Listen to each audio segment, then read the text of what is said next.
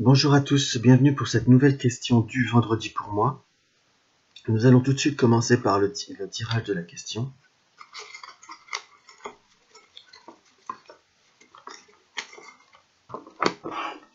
Alors, c'est téléphone vidéo ou présence en visuel, en réel, pardon.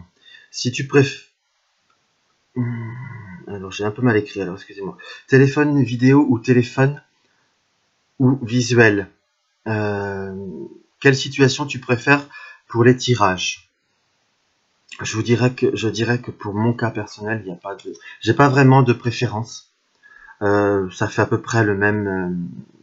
on fait à peu près le même travail au point de vue de la voyance en soi, ou du précognitif, ou même du coaching. Après, je vous avoue que pour certaines situations, il y a, après pour mon cas personnel, j'ai une préférence pour le visuel. D'abord, c'est quelque chose qui est beaucoup plus traditionnel. Nous avons quand même, c'est un échange qui est un peu plus fort. Donc après, à la limite, ça peut être vidéo, mais j'ai vraiment tendance à rester sur le... Pour ceux qui me suivent un peu, ont compris que je suis un peu plus dans le traditionnel. Excusez-moi pour ma voix.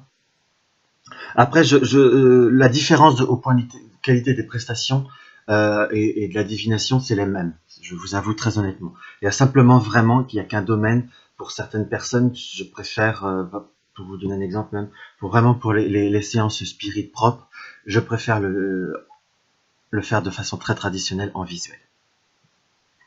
Parce que d'abord, c'est des séances qui sont très très fortes, généralement, très très fortes en émotion pour beaucoup de personnes. Et ça, j'ai tendance à le préférer. Après, sinon, pour le côté des actes et pour le côté... enfin, les actes. Euh, pour le côté de la divination à l'état pur, si vous voulez, il n'y a aucune différence pour moi. Je ressens la même chose, je refais le même travail. Simplement, il y a des nouvelles que je préfère, où il y a un travail, un suivi. C'est surtout en fonction de la personne. Parfois, rien ne vaut quelque chose d'un peu plus réel, si vous voulez, selon le sujet qu'on en demande. Bon, après, pour des questions basiques, je vous dirais qu'à la limite, peu m'importe. Après, vous allez me dire quelle est la question basique, quelle est la question non basique.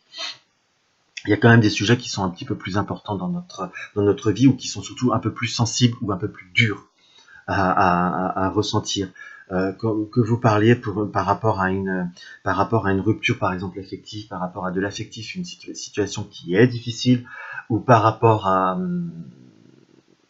comment vous dire, par rapport à simplement je cherche à changer de travail, vous avez une sécurité, il n'y a rien qui change.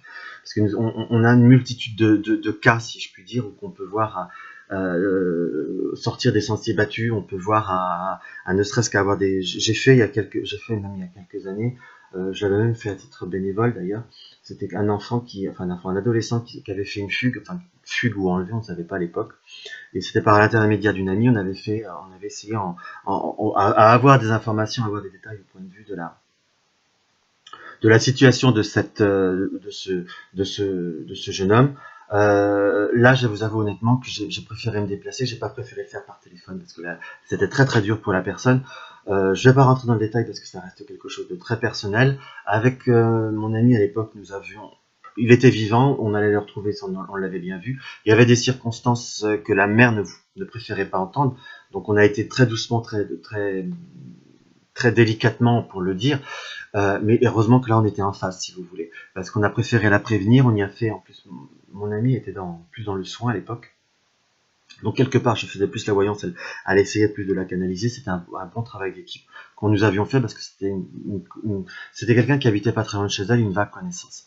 Donc là c'était même un travail, comme je disais, que nous avons fait bénévolement, ça a pu amortir certains chocs, certaines réactions qu'elle aurait pu avoir d'excessif vis-à-vis de ce jeune homme, quand il a été retrouvé. Voilà pour vous, là je me suis encore un peu garé, mais excusez-moi.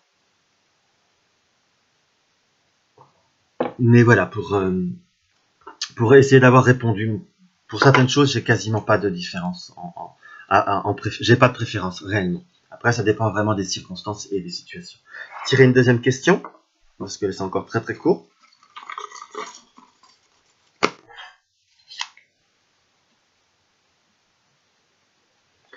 Une question qui m'a été posée il y a peu de temps. Ne peut-on pas devenir accro à la communication spirit? Ben, je vous dirais oui, on peut devenir accro.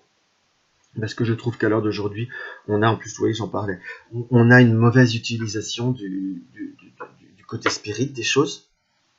Parce que le spirit n'est pas une fin en soi. Il ne faut pas...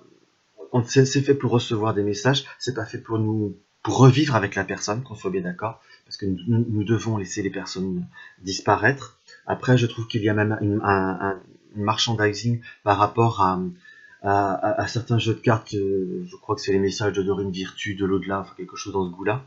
Je crois que Mime en parlait dernièrement. C'est vraiment le hasard que je retire cette question. Sincèrement. Donc oui, on peut devenir accro. Si on a c'est pas, on peut même pas dire quantifier par rapport à une fois par an ou 2 fois ou tous les 2 ans. Il faut de temps en temps, mais certaines personnes consultent de trop ou veulent trop consulter. Personnellement, avec moi, je fais pas ce que je ne fais pas de surconsommation par rapport à tout ça. Je régule énormément. Autant je peux à la limite accepter vraiment. Si on me force, et encore dans la limite, hein, parce que j'ai besoin de gagner ma vie comme tout le monde, hein, je suis pas un saint, hein, qu'on soit bien d'accord. Je peux faire des erreurs.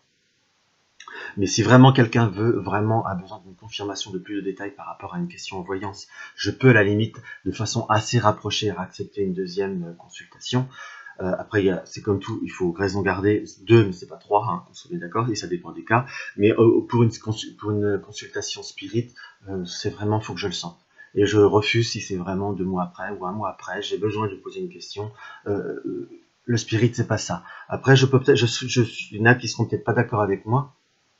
Moi, je vous dis ma conception, ma pratique, et je dis oui, il y a beaucoup de personnes qui sont accros au spirit. On devient très vite accro parce que c'est un palliatif. C'est une façon de ne pas faire son deuil. Malheureusement, c'est utile, c'est quelque chose, c'est même une chance qu'on arrive à communiquer avec eux par cet intermédiaire, mais il ne faut pas que ça soit une drogue. C'est pas, vous mettez pas au bord vous invitez pas le médium spirit, vous le payez pas pendant 1 heure, vous le mettez pas tout un café, et puis vous lui dites, vous vous asseyez, vous lui dites, tiens, je vais discuter avec papa, maman, ou petit frère, ou peu importe, et c'est qu'à de le dire, mettez-vous en canalisation, je vais faire ma discussion comme dans le temps. Ça ne marche pas comme ça. Hein. C'est quand même quelque chose, c'est quand même des choses qui doivent être constructives, et on reçoit les messages, donc il ne faut pas... Voilà, déjà, il y a déjà la première étape où on doit vous donner entre guillemets, quelques preuves que ça soit bien la personne, parce qu'on peut se tromper de personne. On peut capter quelqu'un d'autre quand on est dans le spirit. Également, il faut bien savoir qu'il y a beaucoup d'arnaques par rapport à tout ça.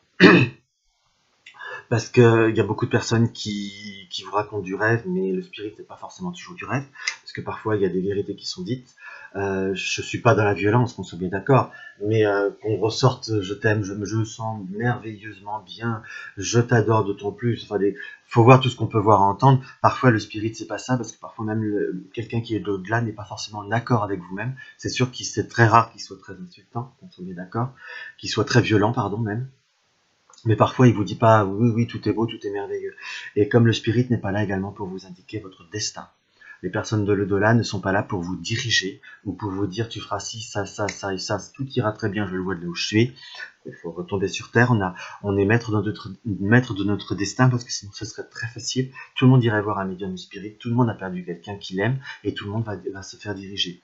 C'est là que on peut soi-même ne pas tomber, on peut soi-même tomber dans le côté accro, mais il faut également se méfier de tout ce qu'on peut avoir, que ce soit en tant que praticien, pardon, ou même que ce soit par rapport aux jeux de cartes, où on vous approche dans une certaine addiction. Surtout quand vous prenez les jeux de cartes de Dorine Virtue, je suis pour la pensée positive, je suis d'accord, mais parfois il y a du positif et il y a du noir, il y a du blanc et du noir dans la vie. Le noir est aussi utile que le blanc, car le noir nous fait grandir autant que le blanc.